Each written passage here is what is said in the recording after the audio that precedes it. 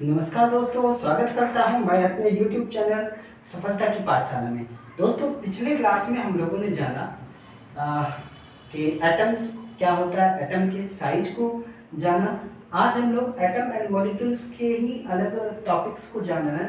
कुछ यहाँ पे symbols of elements according to Dalton, यानी अभी तक क्या हुआ, अभी तक हम लोग जैसे पीरियोडिक टेबल जानते हैं, उसमें टोटल 118 एलिमेंट्स है।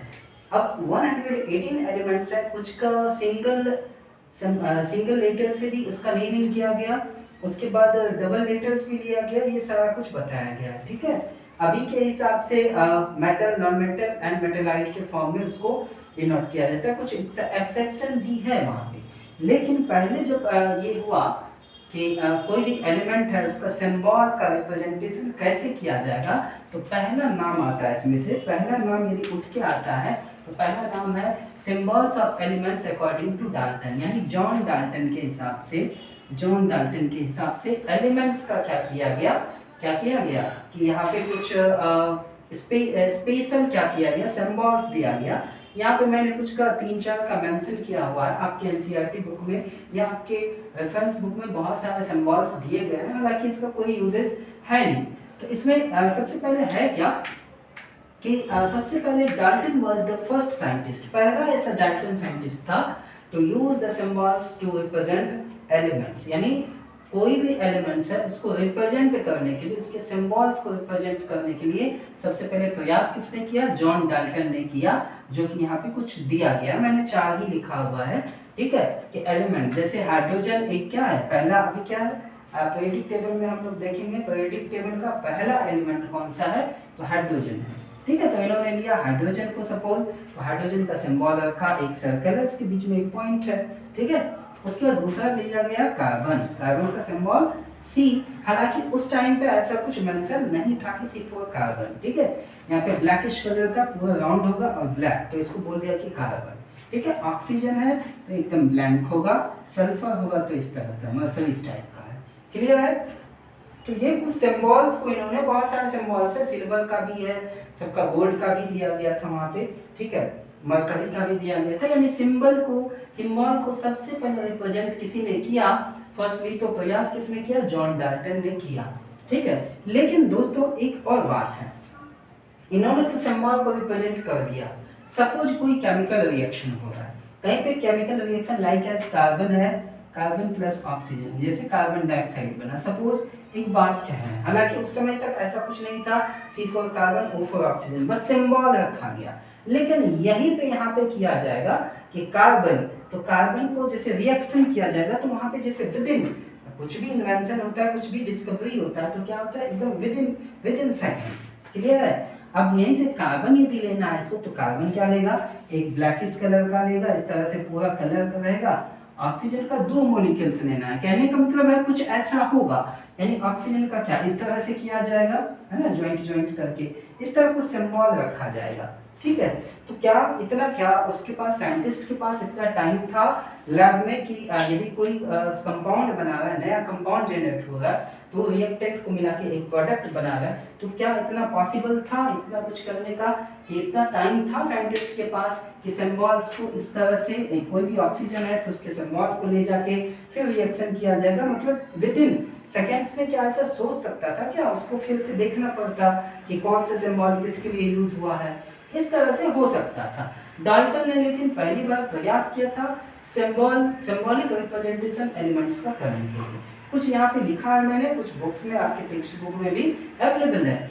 सबसे पहले यदि पूछा जाएगा किस साइंटिस्ट ने पहले प्रयास किया, ठीक है, सिंबॉलिक रिप्रेजेंटेशन करने के लिए एलिमेंट्स का, तो नाम क्या आएगा, जॉन डाल्टन का।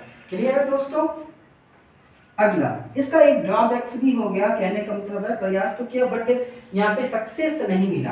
अब ये चीज सक्सेस नहीं होगा, क्यों, तो यहाँ पे सिंबल को रिप्रेजेंट करने की वजह से हम लोग अभी C फॉर कार्बन होता है, उसमें ये सिंबल था, तो ऐसा भास्ट प्रोसेस हो जाता था। अगला है, देखिए यहाँ पे मॉडर्न सिंबल ऑफ एलिमेंट्स, यानी अभी आधुनिक समय में जो हम लोग स्टार्टअप किए हैं, जैसे हम लोग अभी जान रहे हैं कि कौन सा सिंबल किसका होगा। ठीक है, तो ये सबसे पहले किन्होंने किया, जे बर्जीलियस साहब ने क्या किया, इन 1779 to 1848 क्या किया, जे Berzelius who proposed that the first letter यानी पहला लेटर और first letter and another letter यानी पहला और पहले को छोड़ के दूसरा कोई दूसरा of the name of element be used in its symbol. यानी कहने का मतलब है कि पहला लेटर या फिर पहले को छोड़ के, ठीक है, दूसरा लेटर कहीं से भी यूज करेंगे और हम लोग सिंबल, जैसे कार्बन C4 कार्बन, जैसे क्या सिल्वर तो A एंड G, ठीक है। अर्जेंटीना होता है इसका लैटिन नेम, जो कि जैसा कि शायद हमने बता चुका है लैटिन नेम, ठीक है। तो जे बर्जीलियस ने सबसे पहले क्या किया, बोला कि पहला लेटर या पहले लेटर को छोड़ के उसका यूज करके हम लोग उस एलिमेंट्स का सिंबल को हम लोग लिख सकते हैं, ठीक है।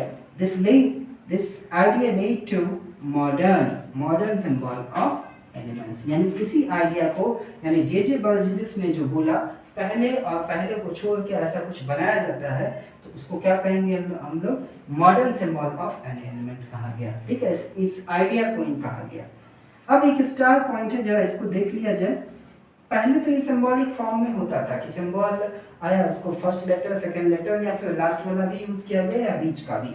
इसको अप्रूव कौन करता था, नाउअडेज IUPAC एक ऑर्गेनाइजेशन है जिसका नाम है International Union of Pure and Applied Chemistry. IUPAC का एक फुल फॉर्म है, is an international scientific organisation. ये कैसा है, एक इंटरनेशनल ऑर्गेनाइजेशन है, साइंटिफिक ऑर्गेनाइजेशन है, which approves name of elements, symbols and unit, ठीक है।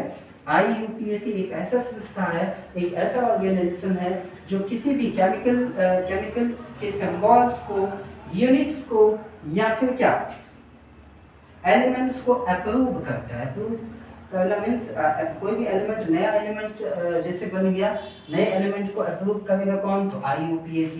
सिंबल्स है, सपोज उसका सिंबल्स आया तो सिंबल्स को कौन करेगा, IUPAC, ठीक है। एंड कोई भी यूनिट किसी भी चीज का आ गया, साइंटिस्ट लोग नया ये बताया यूनिट्स, तो उसको अप्रूव कौन करेगा, तो IUPAC। तो आज हम लोगों ने सिंबल्स ऑफ एलिमेंट जो पहला अटेम्प्ट किया गया था, पहला अटेम्प्ट में डाल्टन ने बताया सिंबॉलिक फॉर्म में, एंड जे बर्जीलियस की कॉन्सेप्ट को हम लोगों ने समझा। नेक्स्ट क्लास को अगले दिन कंटिन्यू करते हैं। आज के लिए इतना ही। Thank you so much.